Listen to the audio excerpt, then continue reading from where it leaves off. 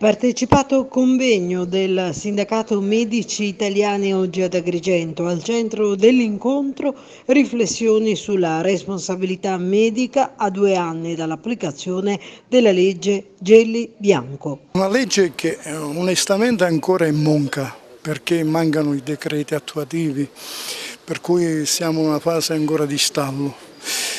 Però ci sono dei lati positivi per quanto riguarda il medico. In effetti il problema della colpa si è incominciata a visionare in maniera diversa, stabilendo almeno un parametro. Il parametro qual è?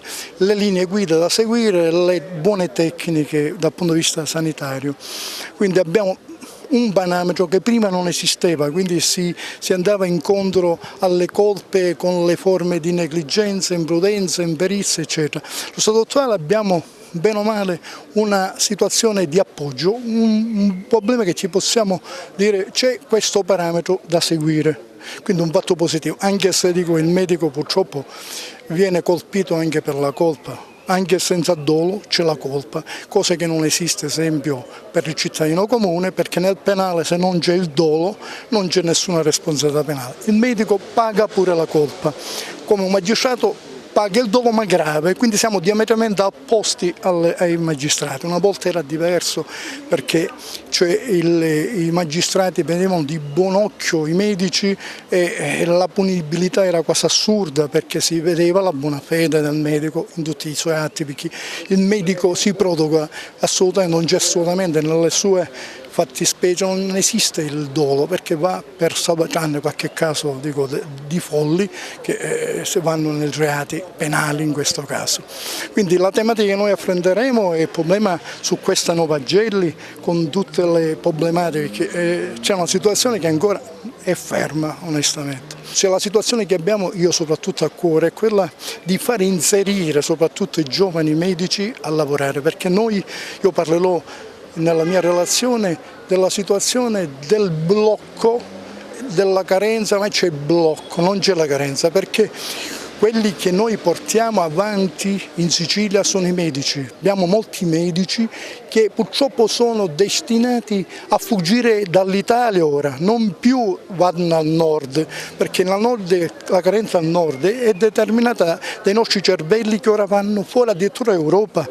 Cioè il 52% dei medici che vanno fuori sono italiani, ma io direi sono sudisti, sono siciliani soprattutto. Per cui noi blocchiamo le entrate, in Sicilia si blocca l'ingresso, non c'è carenza, c'è il blocco.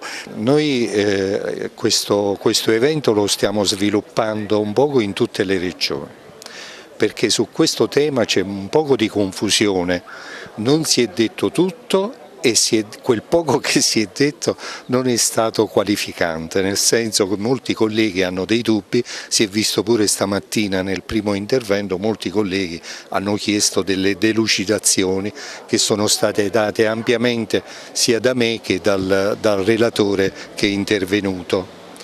Ebbene, la legge Gelli-Bianco in effetti ha messo un poco d'ordine su questa storia, anche perché si stava verificando un errore di fondo sulla professione medica. Diciamo che la responsabilità professionale creava degli intoppi nella sanità. Intoppi di che genere? I colleghi sulla responsabilità professionale incominciavano a fare molto spesso la medicina difensiva. E quindi è chiaro che se la categoria incomincia a sviluppare la medicina difensiva significa che i pazienti non vengono assistiti con un'assistenza di qualità migliore e soprattutto aumenta la spesa sanitaria.